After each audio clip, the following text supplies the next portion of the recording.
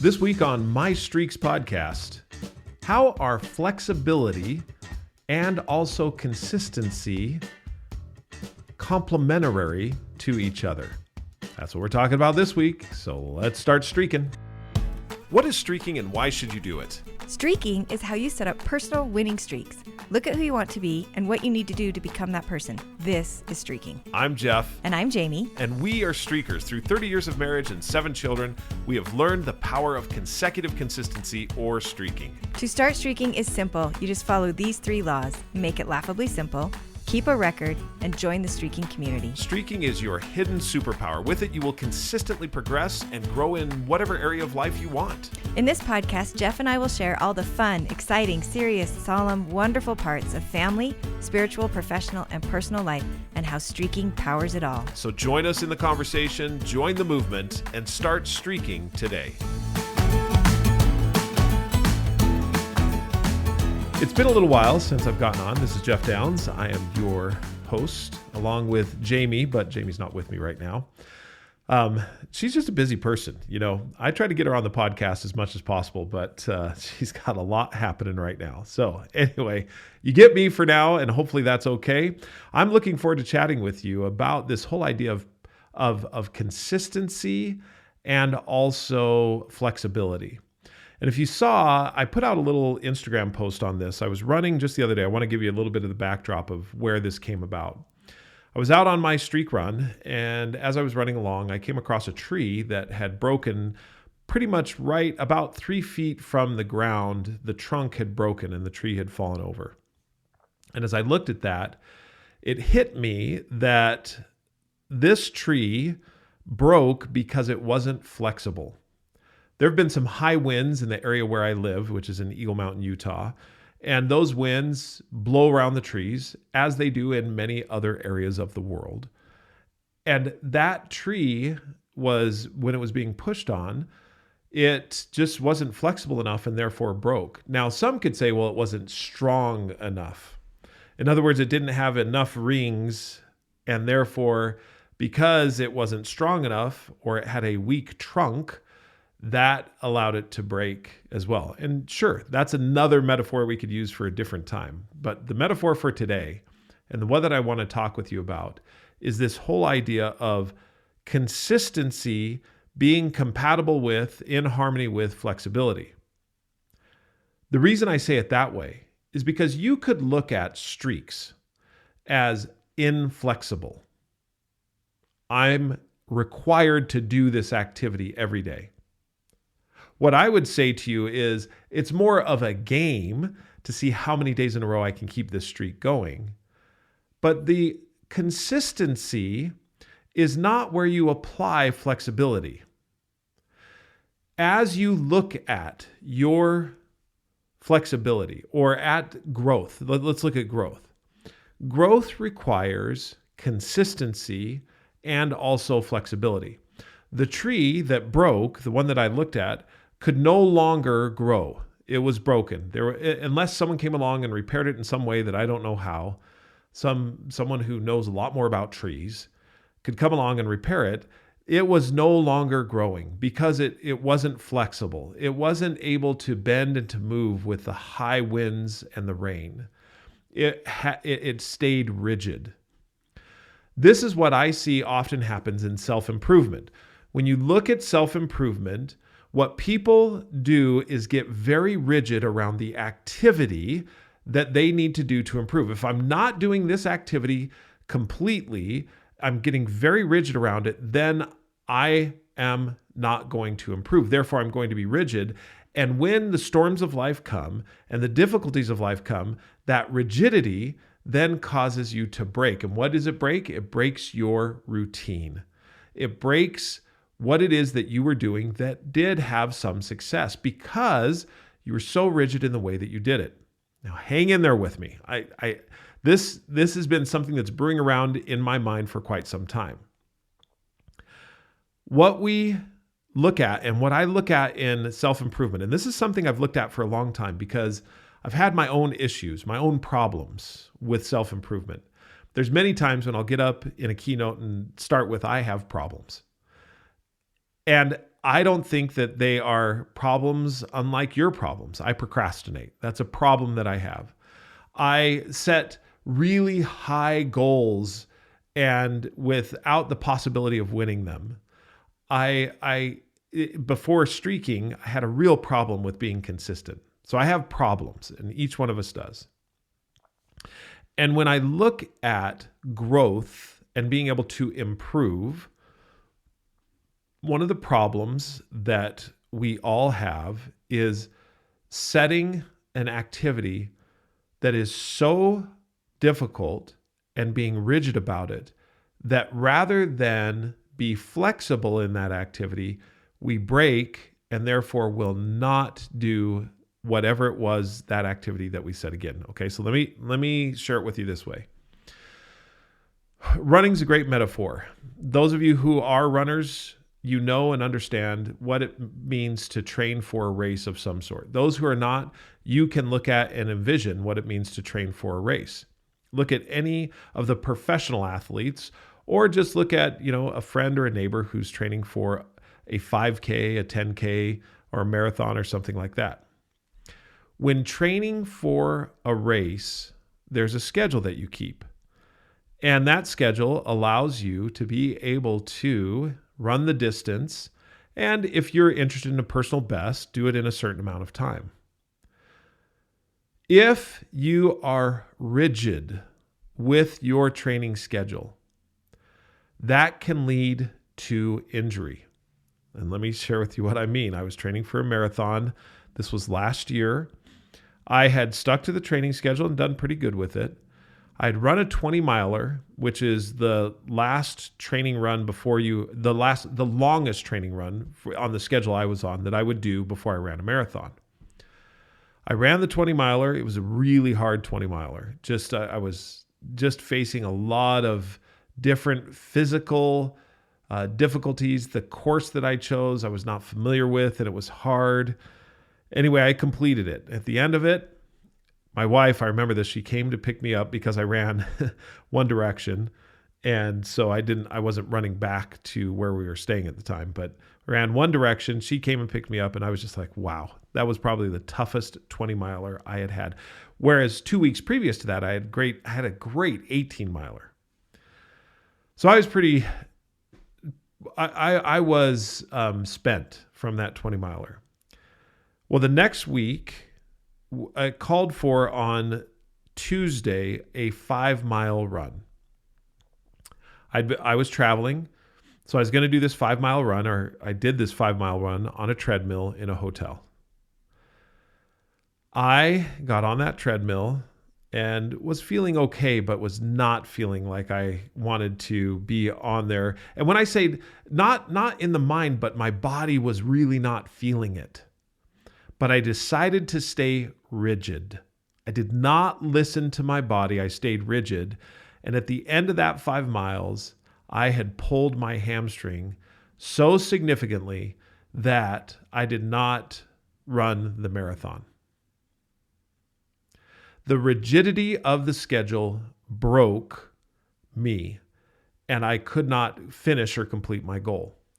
Whereas, had I been flexible and say, you know what, I'm not feeling this, and just done my streak of walk or run at least 1 mile every day, that flexibility would have allowed me to then participate in the marathon that I wanted to participate in.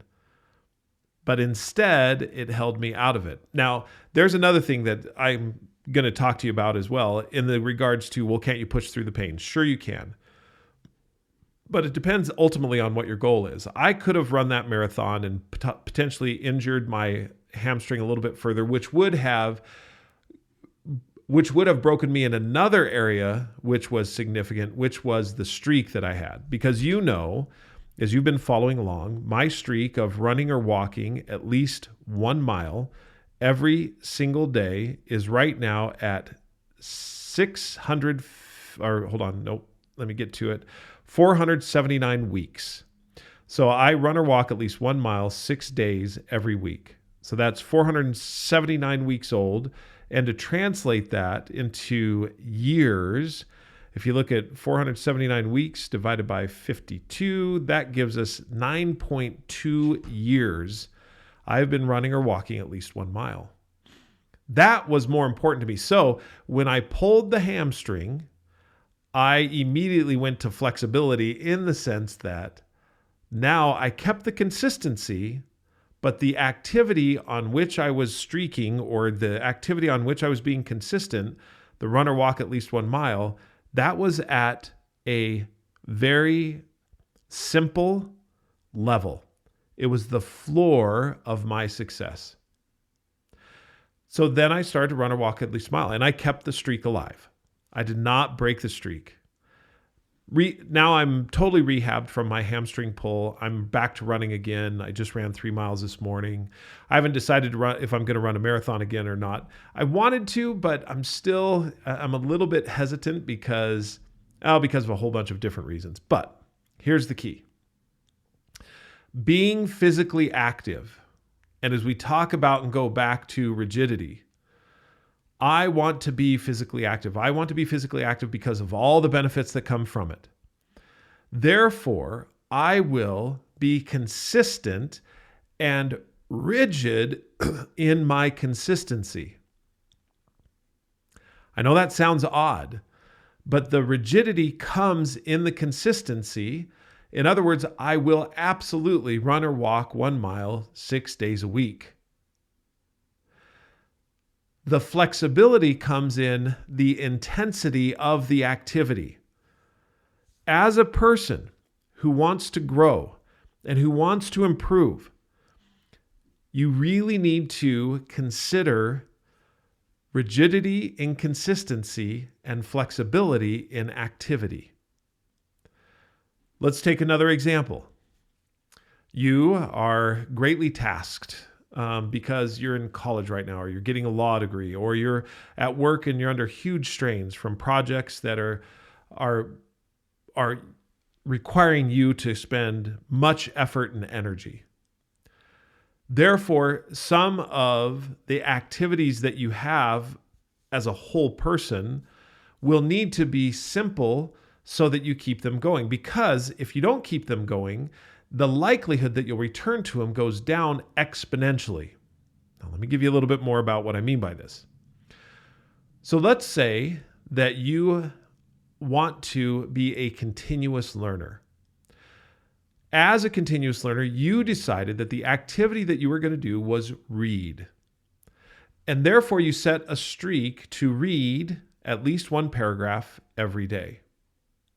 But let's say before you started the 1 paragraph every day, you said, I'm going to read a book. I'm going to read a book every week, or I'm going to read a book every month. And you're not a fast reader, nor have you been reading. So this is something that is going to be absolutely very difficult to do. So now you've set that, and you're like, you know what? I'm going to do it. I'm going to read a book every week. Let's say that's what you set. And as your activity to be a continuous learner. And now the rain and the storm and the wind come of work projects or something in your family, or some big thing happens, and you're going to read this book every week and you miss. The book does not get read. Because of the rigidity and the difficulty of that particular activity, that takes you away from the growth. Because it breaks and you don't. And I know that this sounds odd. It's like, I'll get back to it, I promise. But what happens is you start to beat yourself. You start to feel guilty. You start to feel all these things. And all of those things psychologically break you down to the point where you're like, you know what? I guess I'm just not a reader. Guess I just don't read that much. When in actuality, that's not true at all.